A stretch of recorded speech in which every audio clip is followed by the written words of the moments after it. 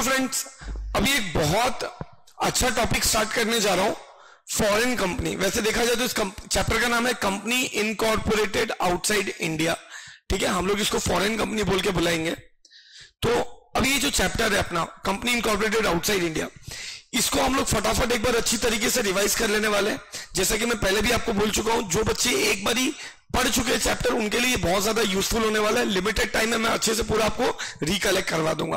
तो without any wasting any time हम लोग स्टार्ट करते हैं। सबसे पहला जो हम लोग डिस्कशन करेंगे इस टॉपिक में वो है डेफिनेशन फॉरेन कंपनी का। तो फॉरेन कंपनी का डेफिनेशन दिया सेक्शन 2 क्लॉज 42 में। क्या बोला फॉरेन कंपनी क्या होता है? तो बोला अगर फॉरेन कंपनी मानना है तो 3 कंडीशन सेटिस्फाई होना चाहिए। पहला, कंपनी इनकॉर्पोरेट होना चाहिए इंडिया के बाहर, एंड इंडिया में उसका प्लेस ऑफ बिजनेस होना चाहिए, एंड इंडिया में उसका बिजनेस एक्टिविटी होना चाहिए। तो फॉरेन कंपनी बनने के लिए कौन से 3 कंडीशन फुलफिल होना चाहिए? नंबर 1, कहां पे इनकॉर्पोरेट होना चाहिए? इंडिया के बाहर। इंडिया में क्या होना चाहिए? उसका प्लेस ऑफ बिजनेस। और तीसरा, इंडिया में क्या होना चाहिए? उसका बिजनेस एक्टिविटी। अच्छा, प्लेस ऑफ बिजनेस कैसे भी हो सकता है, मतलब इट कैन बी डायरेक्टली हो सकता है प्लेस ऑफ बिजनेस, या थ्रू एजेंट हो सकता है, फिजिकली हो सकता है, इलेक्ट्रॉनिकली हो सकता है। जैसे अमेजोन का इलेक्ट्रॉनिकली है तो भी चलेगा। तो ये 3 कंडीशन। तो बिना देखे बोलो, what is the definition of a foreign company? तो foreign company means a company which is incorporated outside India and having a place of business in India. Place of business में कुछ भी हो सकता है, डायरेक्टली, इनडायरेक्टली, फिजिकली, इलेक्ट्रॉनिकली, कुछ भी हो सकता है। ठीक है, तो अगर इंडिया में शेयर ट्रांसफर ऑफिस है वो भी तेरा क्या माना जाएगा? Place of business. एंड उसका इंडिया में क्या होना चाहिए? Business activity. तो अगर ये तीनों कंडीशन फुलफिल हो गया तो हम लोग क्या बुलाएंगे उसको? Foreign company. इतना क्लियर है? फॉरेन कंपनी में इस टॉपिक में सेक्शन 379 क्या बोलता है कि अगर कोई फॉरेन कंपनी है, समझो अगर कोई फॉरेन कंपनी, उसका एटलीस्ट 50% शेयर कैपिटल, चाहे इक्विटी या प्रेफरेंस लेकिन एटलीस्ट 50% इक्विटी शेयर कैपिटल या preference share capital foreign company का या तो इंडियन सिटीजन होल्ड कर रहा है, या तो इंडियन कंपनी होल्ड कर रहा है, या तो इंडियन बॉडी कॉर्पोरेट होल्ड कर रहा है, या ये तीनों मिलके होल्ड कर रहे हैं। तो वैसे फॉरेन कंपनी के इंडियन बिजनेस को हम लोग डीम्ड इंडियन कंपनी बोलेंगे। क्या बोला मैं? वैसे फॉरेन कंपनी के इंडियन बिजनेस को हम लोग डीम्ड इंडियन कंपनी बोलेंगे। इसका मतलब ये हुआ कि उसको चैप्टर 22, मतलब जो फॉरेन कंपनी का चैप्टर है वो तो फॉलो करना ही पड़ेगा, उसके साथ साथ ऐसे हर प्रोविजन फॉलो करने पड़ेंगे जो सीजी स्पेसिफाई करेगा। मतलब हो सकता है सीजी उसको इंडियन कंपनी के प्रोविजंस भी फॉलो करने को बोले। तो एक बार इसको नटशेल में डालो कि अगर एक फॉरेन कंपनी है और उस फॉरेन कंपनी का इंडिया में, अगर उस फॉरेन कंपनी का इंडियन सिटीजन या इंडियन कंपनी या इंडियन बॉडी कॉर्पोरेट 50% या उससे ज्यादा शेयर कैपिटल होल्ड कर रहा है, या तो अकेले या तो मिलजुल के, अच्छा या तो 50% में equity share capital, preference share capital दोनों आ गया, अगर होल्ड करे, तो वैसे फॉरेन कंपनी का जो इंडियन बिजनेस है, वर्ल्ड बिजनेस नहीं, वैसे फॉरेन कंपनी का इंडियन बिजनेस को सरकार डीम्ड इंडियन कंपनी मानेगा। डीम्ड इंडियन कंपनी मानेगा मतलब उसके इंडियन बिजनेस को फॉरेन कंपनी के प्रोविजंस तो फॉलो करने ही है, प्लस वैसे प्रोविजंस भी फॉलो करने जो सीजी स्पेसिफाई करेगा। और सीजी नॉर्मली क्या स्पेसिफाई करने वाला है? तो सीजी नॉर्मली जो इंडियन कंपनी को प्रोविजन फॉलो करने होते हैं वो स्पेसिफाई कर देगा। आई hope it is clear. Section 379। फिर इसके बाद हम लोग सेक्शन 380 पढ़ते हैं।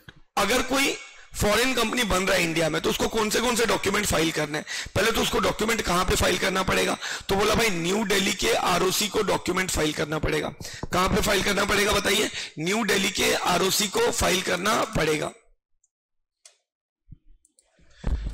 तो है ना, न्यू दिल्ली के आरओसी को फाइल करना रहेगा। क्या फाइल करना रहेगा? फॉरेन कंपनी जब अपना ब्रांच, मतलब फॉरेन कंपनी जब अपना प्लेस ऑफ बिजनेस इनकॉर्पोरेट करेगा इंडिया में, तो फॉर्म FC1 फाइल करना है। बोलो मेरे को क्या फाइल करना है? Form FC1। और अगर कुछ चेंजेस कर रहा है, अभी नीचे में डिटेल पढ़ाने वाला हूं, उस डिटेल में कोई चेंजेस कर रहा है तो फॉर्म FC2 फाइल करेगा। तो इनकॉर्पोरेट किया तो फॉर्म FC1 फाइल होगा, और अगर कुछ चेंजेस किया है तो फॉर्म FC2 फाइल करेगा। ठीक है, अच्छा कितने दिन में फाइल करेगा बताओ? तो 30 डेज में फाइल करेगा। तो अभी बातों बातों में अपन ने 2 चीज पढ़ लिया। नंबर 1 क्या बोला है कि अगर फॉरेन कंपनी को डॉक्यूमेंट्स इनकॉर्पोरेशन से इंडिया में 30 डेज के अंदर फॉर्म FC1 फाइल करना, और अगर कुछ चेंजेस आया है तो FC2 फाइल करना 30 डेज में चेंजेस से। क्लियर है ये? अब सुनो क्या क्या डिटेल्स फाइल करना है। तो 3 डिटेल बाहर का, 3 डिटेल इंडिया का, ऐसे याद रखो। Document defining constitution, charter, statue. India में जिसको मेमोरेंडम बोलते हैं, इंडिया के बाहर उसको कुछ भी बोल सकते हैं ना यार, चार्टर, स्टैच्यू। तो मेमोरेंडम जैसा कोई डॉक्यूमेंट जो इंडिया के बाहर, क्योंकि बाहर की कंपनी है तो वहां का कोई लोकल लैंग्वेज होगा, तो कॉन्स्टिट्यूशन कंपनी का वो फाइल करना है। साथ में कौन कौन डायरेक्टर है, सेक्रेटरी है, उसका नाम और डिटेल्स, और उसका प्रिंसिपल ऑफिस कहां पे इंडिया के बाहर, उसका एड्रेस। तो ये 3 डिटेल इंडिया के बाहर का हो गया। इंडिया का कौन सा डिटेल, इंडिया में कहां पे प्लेस ऑफ बिजनेस है। अच्छा, इंडिया में रेगुलरली कहीं तो कोई ऐसा पर्सन का नाम तुमको बताना पड़ेगा जिसको कंपनी के बिहाफ में नोटिस भेजा जा सके। तो नेम एंड एड्रेस ऑफ 1 और more person to whom the notice can be served on behalf of company, मतलब इसको इंडियन रिप्रेजेंटेटिव बोलूंगा। और इंडिया में अगर पहले ऑफिस ओपन या क्लोज किया है उस डेट से पहले, तो वो भी बताना पड़ेगा। तो ऐसे याद रखो ना, 3 डिटेल इंडिया के बाहर का, 3 डिटेल इंडिया का।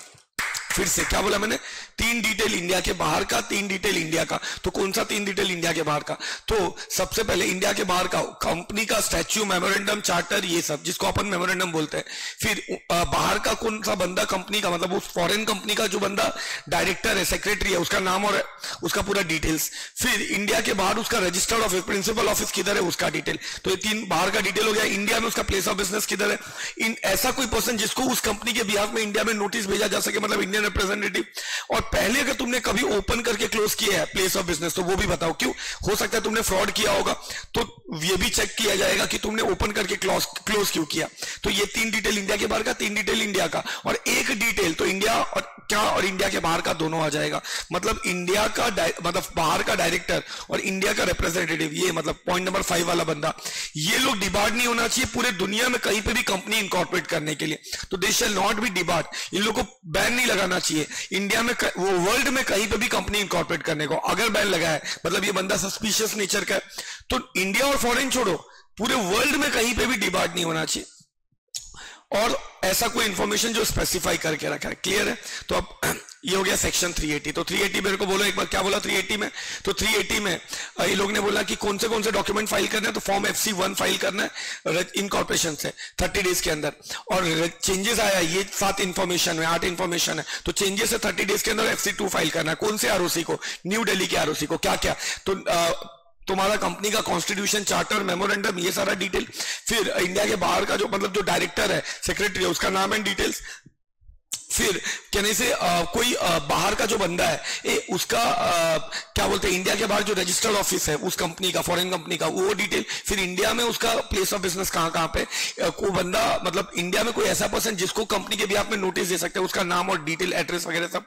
एंड अगर पहले ओपन करके क्लोज किया है प्लेस ऑफ बिजनेस इंडिया में, तो वो इन्फॉर्मेशन। एंड बोला फिर डायरेक्टर और इंडियन रिप्रेजेंटेटिव डिबार्ड नहीं होना चाहिए to incorporate company anywhere and such other information. फिर नेक्स्ट सेक्शन है section 381 accounts of foreign company. ये अकाउंट्स ऑफ फॉरेन कंपनी कैसे बनाओगे, तो बोलते हैं भाई शेड्यूल 3 का फॉर्मेट फॉलो करो, या तो उससे जितना क्लोजली पॉसिबल है वो। अच्छा, चैप्टर 9 भी फॉलो करना पड़ेगा। चैप्टर 9 मतलब तुम्हारा 2 चैप्टर है, चैप्टर 9 और chapter 10, accounts of the company, audit of the company वाला, इनको भी फॉलो करना है। और अगर तुमको consolidated latest consolidated financial statement file करना पड़ेगा फॉरेन पेरेंट कंपनी का, इंग्लिश में तो ठीक है, नहीं तो तुमको सर्टिफाइड कॉपी ऑफ इंग्लिश में फाइल करना पड़ेगा। अच्छा, इसमें मैंने कुछ एक्स्ट्रा इंफॉर्मेशन देके रखा है, क्योंकि रिवीजन लेक्चर तो ये सब अभी रीड समझा के मतलब नहीं है, तुम एक बार बस इसको रीड कर लेना, बट मेन तो मैंने तुम लोग को बता दिया है, ठीक है। अब नेक्स्ट सेक्शन पे जाते 382, बाकी सब सेक्शन पूरा डिस्कस करने वाला हूं मैं। सुनो, display of name etcetera of a foreign company. क्या बोला इन्होंने, ये लोग बोलता है कि भाई जो इंडिया में तेरा प्लेस ऑफ बिजनेस है, अगर कोई एक फॉरेन कंपनी है, उसका जो इंडिया में प्लेस ऑफ बिजनेस है, उसको वो लोग कॉन्स्पिशियस मैनर में, मतलब प्रॉपर दिखे वैसे मैनर में लिखना पड़ेगा। क्या 3 चीज लिखना पड़ेगा, तो इंडिया में जो उसका प्लेस ऑफ बिजनेस है उसका नाम लिखना पड़ेगा कंपनी का, फिर किस देश में वो इनकॉर्पोरेट हुआ है वो लिखना पड़ेगा, कंपनी का अगर कोई लिमिटेड लायबिलिटी है तो वो भी बताना पड़ेगा। तो कौन से 3 इंफॉर्मेशन। अच्छा, यही इंफॉर्मेशन उसको बिजनेस लेटर हेड में भी लिखना है। अच्छा, इंडिया में अगर उसका जहां पे प्लेस ऑफ बिजनेस है, फॉर एग्जांपल मुंबई में है प्लेस ऑफ बिजनेस, तो वहां पे वो नाम लिखेगा कंपनी का किस देश में रजिस्टर्ड है। फॉर एग्जांपल चाइना में रजिस्टर्ड है तो लिखेगा इनकॉर्पोरेटेड इन चाइना, और अगर कंपनी का लायबिलिटी लिमिटेड है तो वो भी बताना पड़ेगा। और ये तीन चीज वो इंग्लिश में लिखेगा और वर्नाकुलर में, जैसे मुंबई में मराठी चलता है तो इंग्लिश एंड मराठी में लिखेगा। क्लियर हो गया ये।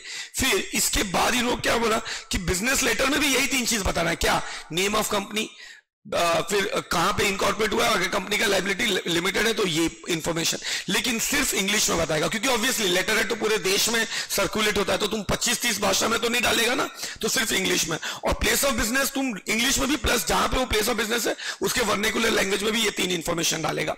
और फिर बाद में बोला प्रोस्पेक्टस में अगर तेरी कंपनी की लायबिलिटी लिमिटेड है तो तेरे को ये भी बताना पड़ेगा। फिर तो ये इंफॉर्मेशन हो गया, बताओ मेरे को। तो सेक्शन 382 क्या बोलता है कि तेरे को इंडिया में जो तेरा प्लेस ऑफ बिजनेस है, तेरा इंडिया में जो तेरा प्लेस ऑफ बिजनेस है, वहां पे तुम नेम ऑफ कंपनी, कंट्री जहां पे इनकॉर्पोरेट हुआ है, लिमिटेड लायबिलिटी, ये अगर है तो वो ये तीन इंफॉर्मेशन इंग्लिश और वर्नाकुलर लैंग्वेज में बताओ। बिजनेस लेटर हेड में भी यही तीन इंफॉर्मेशन बताओ, बट सिर्फ इंग्लिश में। और अगर प्रोस्पेक्टस में बताओ अगर तेरी कंपनी की लायबिलिटी लिमिटेड है तो।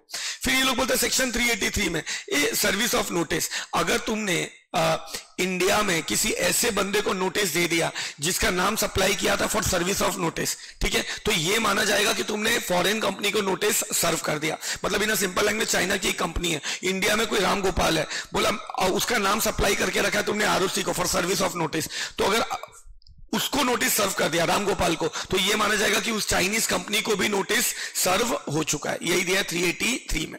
देखो मैं लिमिटेड टाइम में तुमको जो भी मोटा मोटा प्रोविजन है सब बताने का ट्राई कर रहा हूं। फिर सेक्शन 384 क्या बोलता है?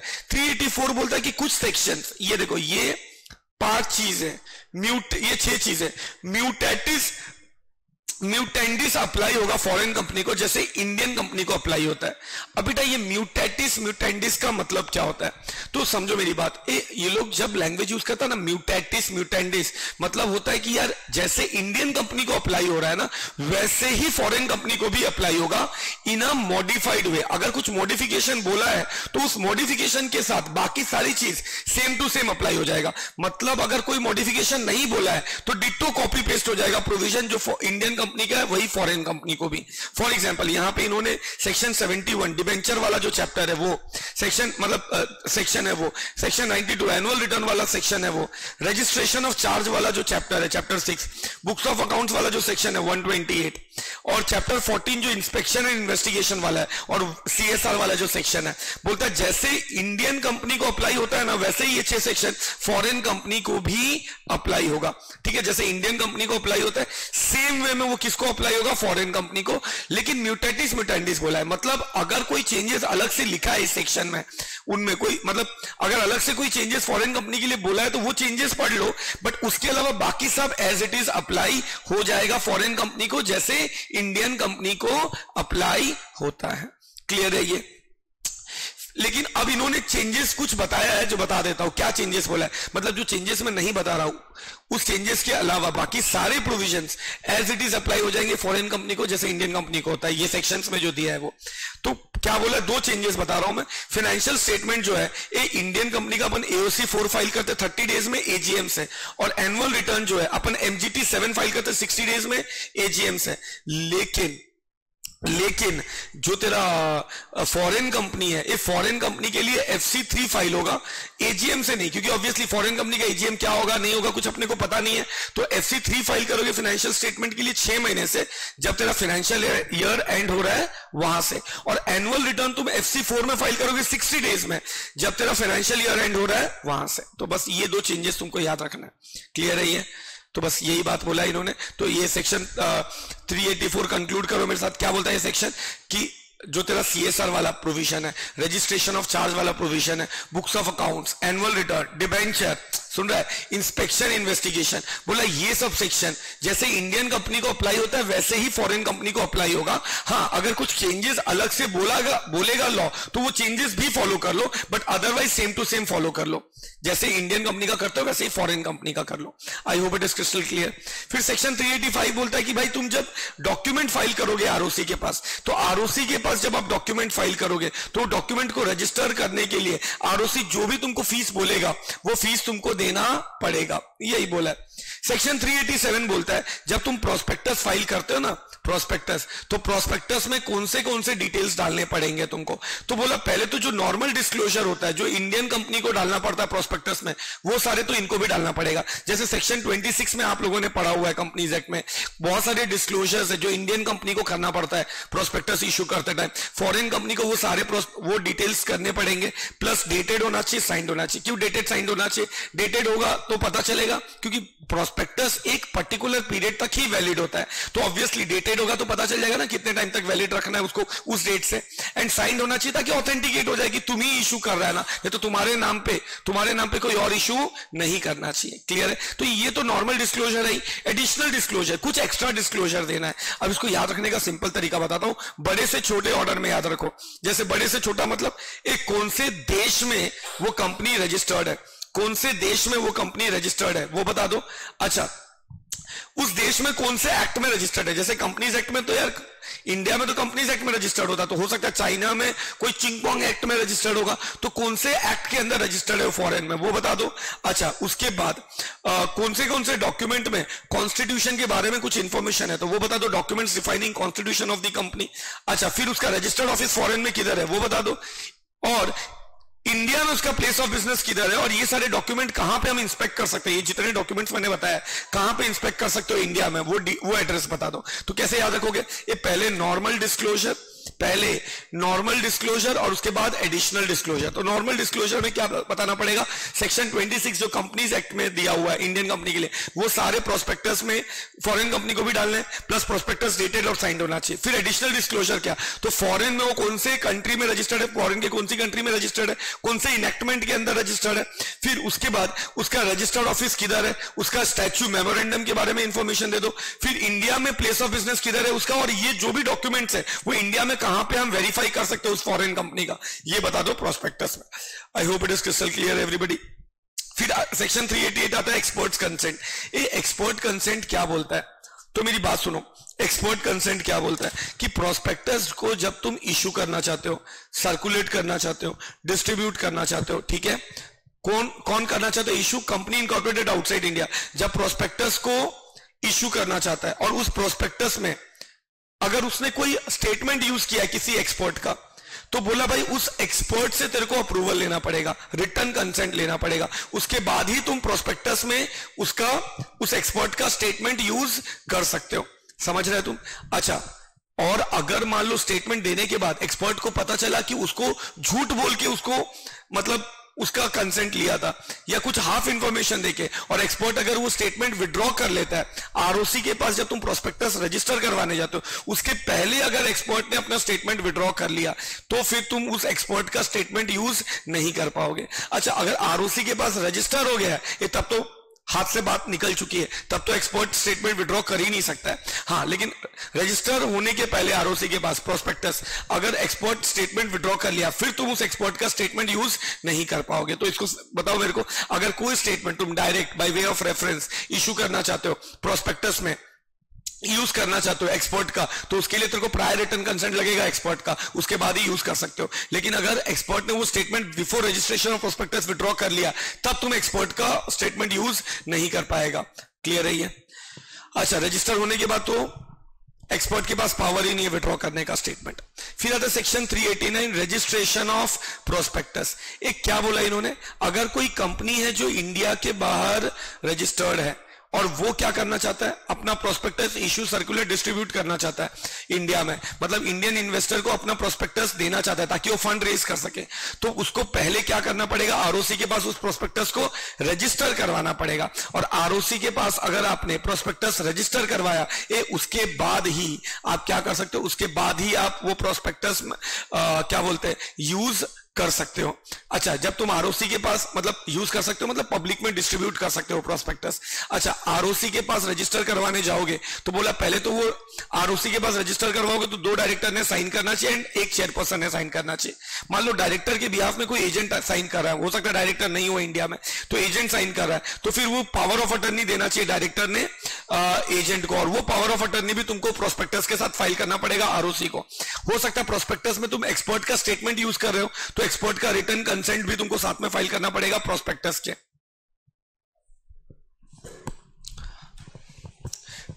फिर इसके बाद बोला कि कोई कॉन्ट्रैक्ट है एमडी मैनेजर के साथ, हो सकता है कोई सैलरी कॉन्ट्रैक्ट होगा एमडी मैनेजर के साथ, वो भी तेरे को फाइल करना पड़ेगा। अगर तुम अंडरराइटर अपॉइंट करो तो अंडरराइटर एग्रीमेंट भी साइन करना, साथ में फाइल करना पड़ेगा प्रोस्पेक्टस के।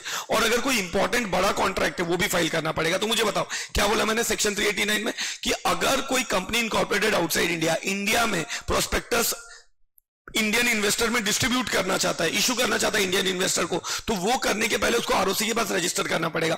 और आरओसी के पास रजिस्टर करने के कर रहे हो तो तुमको वो प्रोस्पेक्टस को 2 डायरेक्टर एंड 1 चेयरपर्सन ने साइन करना चाहिए। डायरेक्टर के बिहाफ में पावर ऑफ अटर्नी, अगर एजेंट साइन कर रहा है तो उसको पावर ऑफ अटर्नी साथ में फाइल करना पड़ेगा इस चीज का, जब तुम आरओसी के पास प्रोस्पेक्टस रजिस्टर करवाओगे तो। साथ में और क्या क्या देना पड़ेगा, तो बोला कि साथ में तेरे को ये देना पड़ेगा कि कोई मटेरियल कॉन्ट्रैक्ट होगा वो देना पड़ेगा, अंडरराइटिंग कॉन्ट्रैक्ट देना पड़ेगा, एक्सपर्ट का कंसेंट यूज कर, एक्सपर्ट का स्टेटमेंट यूज करो प्रोस्पेक्टस में, तो एक्सपर्ट का कंसेंट और एमडी वगैरह के साथ अगर कोई कॉन्ट्रैक्ट किया सैलरी वगैरह का तो वो भी साथ में फाइल करना पड़ेगा। फिर सेक्शन 390 इंडियन डिपॉजिटरी रिसिप्ट। मैं तुमको फिलहाल नहीं बता रहा हूं what is Indian depository receipt, normal class में बता चुका हूं, बट ये समझो ना जीडीआर का अपोजिट होता है इंडियन डिपॉजिटरी रिसिप्ट। तो अगर इंडियन डिपॉजिटरी रिसिप्ट इशू करना चाहता है, ऑब्वियसली कौन इशू करता है, तो बाहर का कोई कंपनी अगर इंडिया से फंड रेज करना चाहता है तो आईडीआर इशू करता है।